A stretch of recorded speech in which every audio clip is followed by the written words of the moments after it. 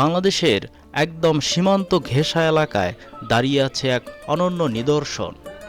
হাতীবান্ধার বড়খাতা ইউনিয়নের দোলাপাড়া সীমান্তে অবস্থিত কেরামতিয়া বড় মসজিদ শুধু একটি মসজিদ নয়, এটি সীমান্তবাসীর বিশ্বাস, ইতিহাস আর আস্থার প্রতীক। কেন এই মসজিদ এত আলোচিত? কিভাবে এটি হয়ে উঠল এই অঞ্চলের অন্যতম বড় ধর্মীয় কেন্দ্র? আজকের ভিডিওতে জানব এই মসজিদের ইতিহাস, স্থাপত্য আর অজানা কিছু গল্প। আসসালামু আলাইকুম বন্ধুরা, স্বাগত জানাচ্ছি আমার চ্যানেলের আরও একটি নতুন ভিডিওতে। আর আজকে আমি এই ভিডিওতে চলে এসেছি সেই হাতীবান্ধার বড়খাতা এলাকার সেই ঐতিহ্যবাহী কেরামতিয়া বড় মসজিদে। আজকের এই ভিডিওতে এই মসজিদের ইতিহাস, ঐতিহ্য তুলে ধরার চেষ্টা করব। আশা করি ভিডিওটি আপনাদের ভালো লাগবে। মসজিদ এলাকায় প্রবেশের আগেই এই ভাঙাচোরা এই স্থাপনাটি চোখে পড়ে, যে স্থাপনাটিকে এই এলাকার স্থানীয়রা দরগা নামে ডেকে থাকে। তবে দীর্ঘদিনের অযত্ন অবহেলায় এটি এখন একদম ধ্বংসপ্রায়। এখানে যে স্থাপনাটি দেখতে পাচ্ছেন, এটি কিন্তু আমি আমার পূর্বে আরও কিছু ভিডিওতে দেখিয়েছি। তবে আমি এটি আপনাকে যদি স্পষ্ট করে বলি, তাহলে আমি যে এক কাতার মসজিদের যে ভিডিওটি করেছি সেখানে এরকম একটি সিহা ডাহা ছিল।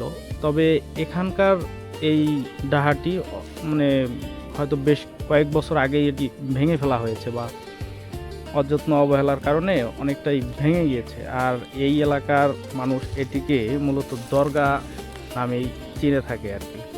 এখানে না, মানে আপনাদের দেখাতে এখানে কোনো অনুষ্ঠান হয়েছে এরকম আপনি দেখছেন? আপনি দেখেন নাই? এমনিতে আপনারা বলে হ্যাঁ হ্যাঁ, ও আচ্ছা, মানে এটা কি বিবির দরগা বলে নাকি? আচ্ছা, এটা তো মনে কর একটা বটগাছ ছিল না উপরে বড়, হ্যাঁ হ্যাঁ, ওই জন্য বটগাছটা পড়ে যে এটা খুলে গেছে। এটা ভাঙছে না? পরবর্তীতে যেটি জানতে পারলাম যে এখানে এই স্থাপনাটিকে কেন্দ্র করে একসময় খুব জাঁকজমক ধর্মীয় অনুষ্ঠান হতো।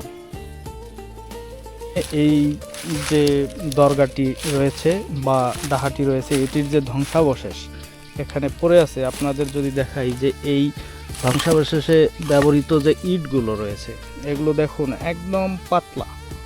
এই ইটটি 1 ইঞ্চি পুরো হবে না, এগুলো 1 ইঞ্চির কম হবে পুরুত্ব দেখুন। এবং এই ইটগুলো দিয়ে এই দরগা তৈরি করা হয়েছিল। এই যে দেখুন, সে আমলের যে কুমোরের যে ইট বা চুনসুরকির গাঁথনির জন্য যে ইট ব্যবহার করা হতো, সেই ইটগুলোই এখানে অনেক ইট এভাবে পড়ে আছে। যেহেতু এটি একটি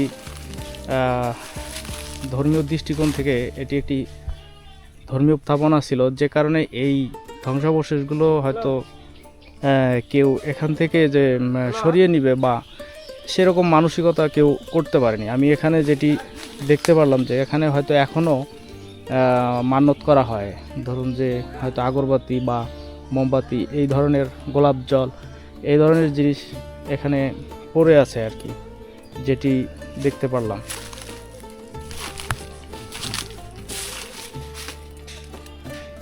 ভারত বাংলাদেশ সীমান্তে প্রায় 1300 বছর আগে প্রাচীনকালের কেরামতিয়া বড় মসজিদ, যা এলাকায় ভাঙা মসজিদ নামেও পরিচিত।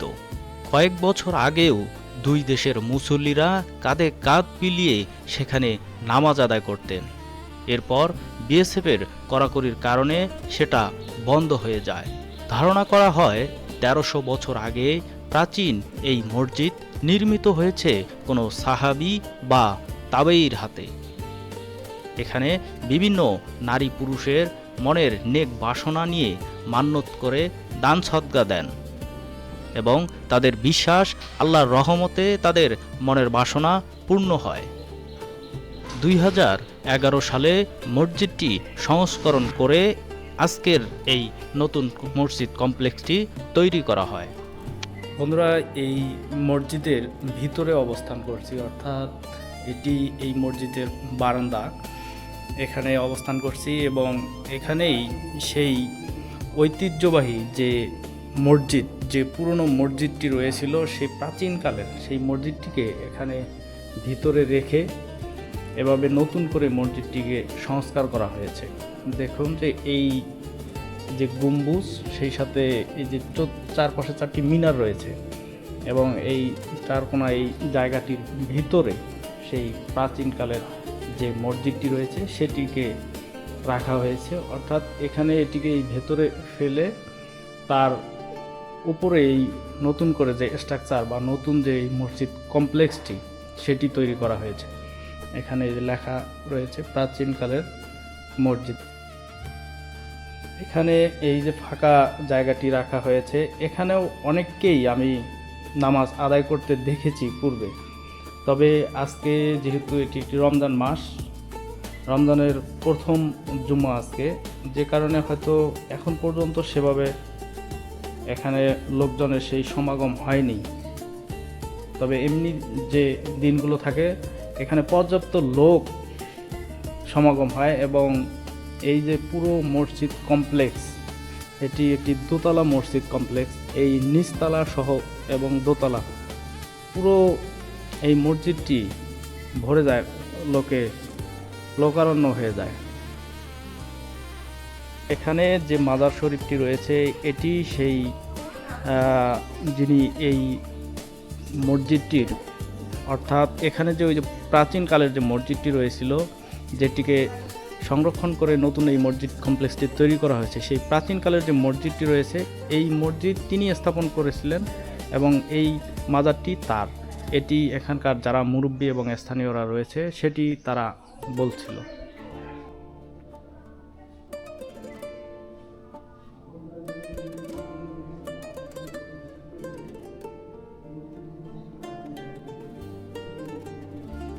যেহেতু এই মসজিদে আমার পূর্বে অনেকবারই আসার অভিজ্ঞতা রয়েছে, সেই অভিজ্ঞতার আলোকে থেকে বলছি যে এখানে যে 2টি পাত্র রয়েছে এই পাত্রগুলোতে এখানে পানি দেওয়া হয় এবং সেই পানিটি প্রথমে হুজুরকে দেওয়া হয় এবং সেটিতে হুজুর তার যে হয়তো কোনো আয়াত বা কোরআনের কোনো আয়াত বা কোনো দোয়া পাঠ করে সেখানে ফু দেয়।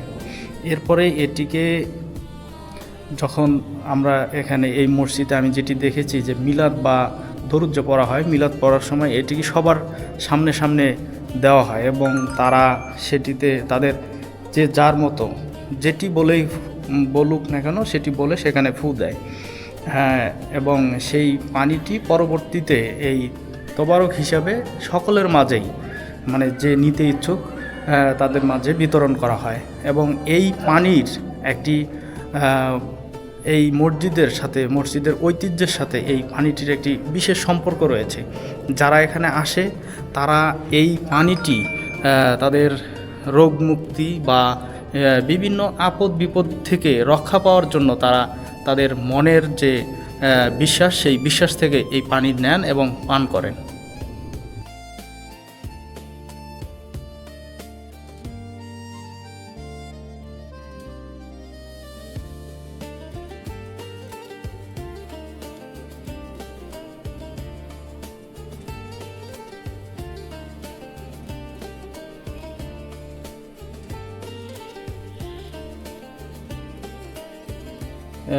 মসজিদের গায়ে এই যে কারুকাজ করা হয়েছে বা যে নকশা করা হয়েছে এগুলো কিন্তু মূলত যে চীনামাটির যে প্লেট, সেই প্লেটের যে ভাঙা অংশ দিয়ে এই কারুকাজ করা হয়েছে এবং এগুলোও সেই গ্লাস, এই যে এগুলো যে কোনো ঔষধের যে বোতলগুলো রয়েছে সেই বোতলের গ্লাস ভাঙা দিয়ে এই কারুকাজ করা হয়েছে। আপনারা যদি দেখেন তাহলে এই ধরনের কারুকাজ আপনারা আরও অনেক মসজিদেই দেখতে পারবেন। তবে উল্লেখযোগ্য বলতে গেলে যে চিনি মসজিদ রয়েছে, সৈয়দপুরের যে চিনি মসজিদ, সেই চিনি মসজিদের যে কারুকাজ, সেই কারুকাজের সাথে এই মসজিদের কারুকাজটির মিল খুঁজে পাবেন আপনারা।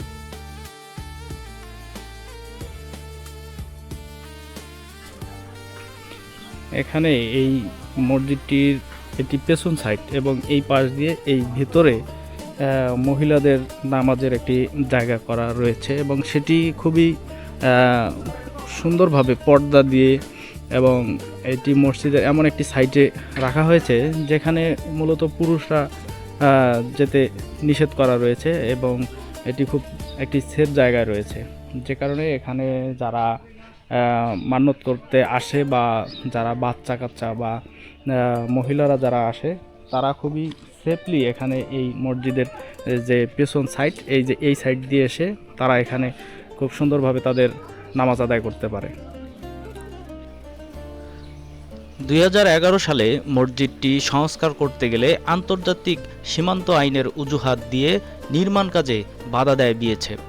পরে বাংলাদেশ ও ভারতের উচ্চ পর্যায়ে নকশা অনুমোদন হয় এই মসজিদ পরবর্তীতে নির্মাণ করা হয়, কিন্তু যেহেতু এটি একদম সীমান্তবর্তী একটি জায়গায় নির্মিত একটি স্থাপনা, যে কারণে সবকিছুই এখানে খুব সীমিত আকারে অনুমতি দেওয়া হয়েছে। যদিও আমি এই ভিডিওটি যেদিন ধারণ করছি তখন রমজান মাস ছিল, তারপরেও এই মসজিদের যে চিরাচরিত তবারক বিতরণের যে নিয়ম বা তবারক নিয়ে আসার যে নিয়ম সেটি আমি একই দেখেছি। এই রমজান মাসেও এখানে অনেকেই বিভিন্ন কিছু নিয়ে আসছে। বন্ধুরা, এই যে রাস্তাটি এটি এই মসজিদে যে প্রবেশের রাস্তা এবং এই রাস্তার যে এই সাইডটির যে গাছগুলো রয়েছে এই গাছগুলো মূলত একদম জিরো লাইনে রয়েছে, অর্থাৎ জিরো লাইন এবং বলা যায় যে এই গাছগুলো ইন্ডিয়ার ভেতরে রয়েছে। এই যে এখানে দেখুন যে কিছু গাছ ছিল পূর্বে যেগুলো মসজিদ থেকে কেটে নেওয়া হয়েছে, অর্থাৎ এই গাছগুলো এতটাই মানে সেন্সিটিভ জায়গায় পড়ে গিয়েছে যে এই গাছগুলোকে আর রাখা যায়নি। এই দুই দেশের একদম মাঝ বরাবর যে সীমানা সেখানে পড়ে গিয়েছিল এবং এই পাশটিতে দেখুন এই একটু বাঁকা হয়ে গিয়েছে এইখানকার যে সীমানাটা, এবং এটি ইন্ডিয়া এবং এটি বাংলাদেশ। একদম এই লাস্ট যে সীমানা সেখানে এই মসজিদ কমপ্লেক্সটি। এখানে এরকম একটি জায়গায় এই মসজিদ কমপ্লেক্সটি যে জায়গাটি একদম জিরো লাইন, অর্থাৎ এই মসজিদের যে সামনের যে বারান্দাটি রয়েছে এই বারান্দার লাস্ট মাথাটি একদম জিরো লাইনে রয়েছে। এরকম জায়গায় এরকম স্থাপনা নিষেধ, যেটি আন্তর্জাতিকভাবে নিষিদ্ধ, এইভাবে অবকাঠামো করা নিষেধ। কিন্তু আমি এই মসজিদটিতে যেহেতু আমার পূর্বে অনেকবারই আসার অভিজ্ঞতা রয়েছে এবং সেই সাথে এখানে অনেকের সাথে আমার কথা হয়েছে, তারা যেটি বলেছে যে এই মসজিদটি উভয় দেশেরই সহযোগিতায় এখানে নির্মাণ করা হয়েছে, যেহেতু এটি একটি ঐতিহ্যবাহী মসজিদ এবং অনেক পুরনো একটি স্থাপনা, প্রায় 1300 বছর আগের এই স্থাপনা। এখানে যারা রয়েছে তারা এবং এখানকার যে হুজুর রয়েছে তিনি তার বক্তব্যে তার কথায় যেটি আমরা জানতে পেরেছি যে এখানে যারা একসময় এই পাশটিতে একটি নদী ছিল এবং এই নদীতে সেই আফগানরা যে বণিকরা যারা ব্যবসা করার জন্য এখানে আসছিল, তাদের হয়তো সেই আমলে কেউ এখানে এই মসজিদ কমপ্লেক্সটি স্থাপন করে। তো এত পুরনো একটি স্থাপনা, একটা সময় যেহেতু দুই দেশ একই ছিল, যে কারণে বিভিন্ন বিষয়কে লক্ষ্য রেখে এখানে এই স্থাপনাটির অনুমতি দেওয়া হয়েছে এবং এই অনুমতিটি ভারতের যে রাজধানী রয়েছে সেই দিল্লি, সেখান থেকে তাদের যে সর্বোচ্চ কোর্ট সেখান থেকে একটি তারা লিখিত এখানে যা যা হবে সেটির উপরে একটি স্টেটমেন্ট দিয়ে সেখানে তারা এই অনুমতিটি দিয়েছে। এত গুরুত্ব কেন আল্লাহ দিয়েছে? এই গুরুত্বের মূল বিষয়টি হলো আল্লাহ রাব্বুল আলামিন নিজ জবানে ইরশাদ করেছেন, শাহরুর রমাদান আল্লাযী উনজিলা ফীহিল কুরআন।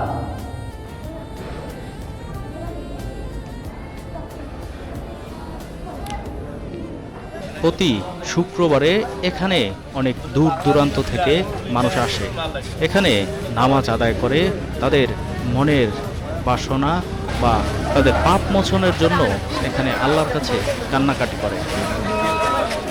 এখানে যারা আসে তারা যে কোনো পবিত্র নিয়ত করে এখানে আসে। বিভিন্ন জিনিস এখানে দান সৎকার করে, যেগুলো পরবর্তীতে দান খাওয়ার মাধ্যমে সেগুলো বিক্রি করা হয় এবং বিক্রিত অর্থ আবার এই মসজিদের ফান্ডে জমা হয়। এই ভিডিওটি এখানেই শেষ করছি। আশা করি ভিডিওটি আপনাদের ভালো লেগেছে। ভিডিওটি ভালো লেগে থাকলে অবশ্যই ভিডিওতে একটি লাইক দিবেন এবং আমার চ্যানেলটি সাবস্ক্রাইব করে আমার পাশে থাকবেন। আল্লাহ হাফেজ।